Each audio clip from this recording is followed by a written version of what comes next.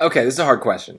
A lot of people get it wrong, and I don't really blame them because this is just really, really tough. So the first thing that we really want to think about, though, is what kind of question are we dealing with here? Well, remember, if there's a literal question, then we know that the question is mostly testing ideas. And so that is really the primary thing that we're supposed to care about here. Now, if every single one of these choices is connecting the ideas in a valid way, a way that flows correctly, that makes sense, then we can start to consider things like style. And we know from experience that the best style on the SAT is short. So looking at the four options here, the shortest choices are going to be C or D. So that is where my instincts naturally draw me, okay? But I do need to check for the ideas. So there's a couple things to think about. One of them is what I kind of sometimes call flow, right? Do the ideas flow together in a way that feels good to say, right? Or is logical to say? And now, choice D has a little bit of a problem here. Artificial lights, which lower worker productivity and are costly, typically constitute anywhere from 25 to 50% of a building's energy use.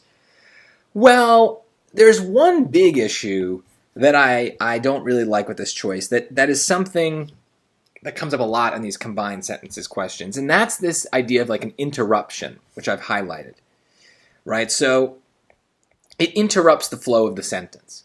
The main sentence, the main thing the sentence is trying to say is that artificial lights typically constitute anywhere from 25 to 50% of a building's energy use. And it's perfectly valid grammatically to interrupt that green sentence with this pink kind of extra thing, this definition. But it's usually not good to do that because it disrupts the flow. It makes it harder to follow what the green is trying to say when we're interrupting it almost at the beginning with this kind of other fact. That's a bit of a problem, and that alone would make me cross out D. They don't really like this. The other issue, though, is that it's also kind of separating the ideas that this sentence wants us to connect, right? So the constituting the 25 to 50% of the building's energy use, what they're trying to do is to say that that's an example of them being costly. So the idea of costliness is not very well connected to this statistic. That's going to be more apparent in choice C, which is not correct, but is the most common answer choice that people pick. So let's take a look at it. Typically constituting 25 to 50% of a building's energy use. So there's a kind of introduction, right? So it's unnecessary, but it's at the beginning, so it's okay. The main sentence is, artificial light sources lower worker productivity and are costly. So again, grammatically, the sentence is fine. I think in terms of the flow, this sentence is generally okay. The problem is that we've separated the things that we're trying to connect.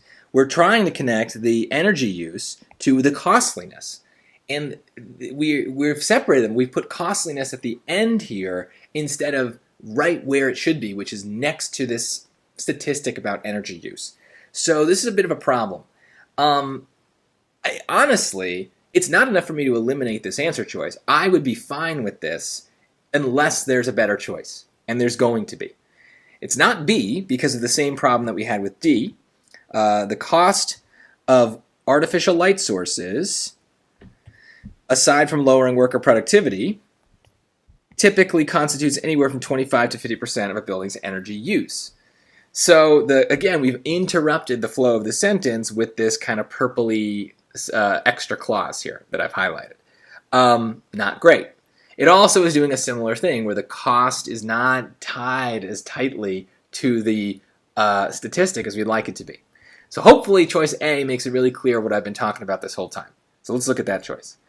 Aside from lowering worker productivity, so that's an extra clause, artificial light sources are also costly.